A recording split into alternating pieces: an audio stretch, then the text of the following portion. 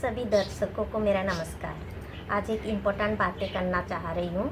Doctor आबी Philip या liver doctor के एक नाम सुने होंगे, जो कि सोशल मीडिया में काफ़ी चर्चा चल रही है। आयुर्वेद को लेकर उन्होंने काफ़ी गलत ज्ञान फैला रखे हैं, जो कि उनके आधा अधूरे ज्ञान से वो उन्होंने जो थोड़ा बहुत आयुर्वेद को जाना, उससे उन्होंने अपने तरीके से इंटरप्रेट करके जो भी बोल रहे हैं, और थोड़ा जो इंटरव्यू से कुछ डॉक्टरों से बात करके उनका जो इम्प्रेशन आया है उसको उनके तरीके से उसको जो भी समझा उसको लेकर बहुत ज्ञान फैला रखे हैं। असल में बता दूं कि उनका ज्ञान बहुत ही कमज़ोर है, उनको सच्चाई आयुर्वेद के बारे में पता ही नहीं है, और जिनसे वो जानकारी लिए उनको भी शायद ये सच्चाई आयुर्वेद की पता नहीं है, तो इसीलिए उनको सटीक उत्तर नहीं दे पाए।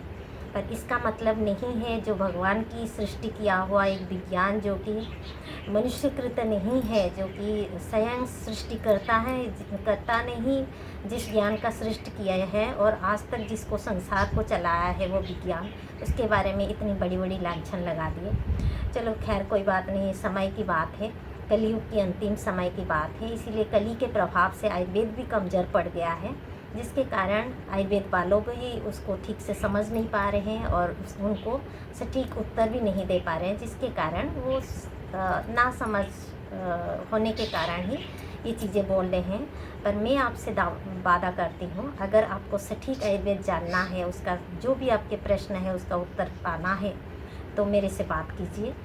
मेरे से आप कांटेक्ट कीजिए। मैं आपको मेल भी की थी, इसका रिप्लाई आपने नहीं दिया है, पुराने मेल को थोड़ा चेक करके देख लीजिए।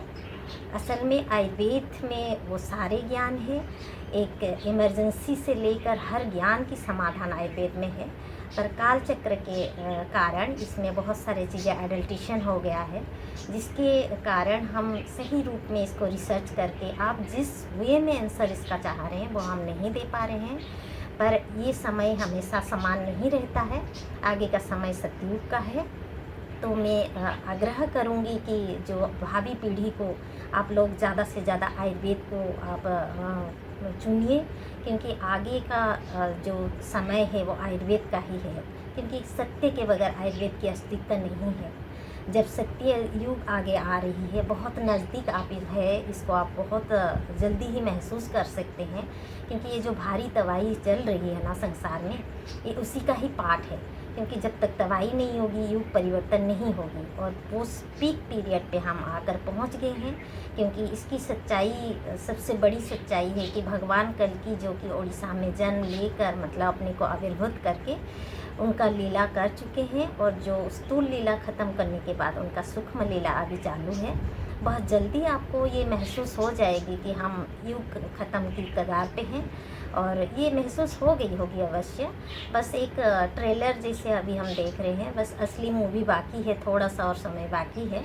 बहुत जल्द आप लगभग 1 साल के अंदर अंदर आपको ये महसूस हो जाएगी, और सत्य की नींव डल चुकी है, भगवान कल्कि खुद डाल चुके हैं, और सत्ययुग की जो ध्वजा होता है वो भी भगवान उड़ा चुके हैं ऑलरेडी।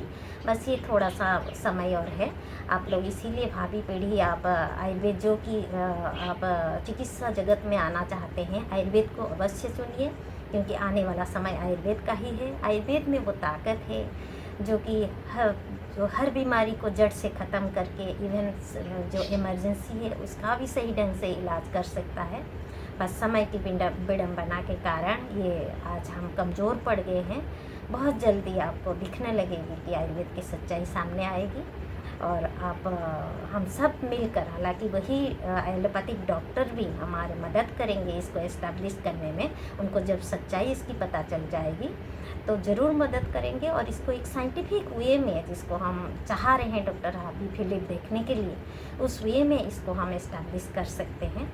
तो इसीलिए आप भ्रमित मत होइए, भावी पीढ़ी आप सब आयुर्वेद को चुनिए, आगे का भविष्य आपके लिए बहुत उज्जवल है। जय आयुर्वेद।